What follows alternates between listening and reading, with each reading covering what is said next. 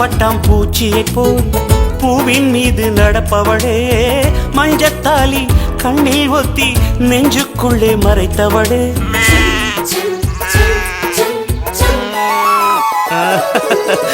கண்ணுக்குள்ளே கணவனையே பூட்டி வைத்து ரசித்திருப்பாள். மாமனாரும் மாமியாரும் தந்தை தாயாய் அரவணைப்பாள். விடுகதையாய் இதுவரையில் இருந்தவளே, மணவரையில் தொடருகிற தொடர்கதையே.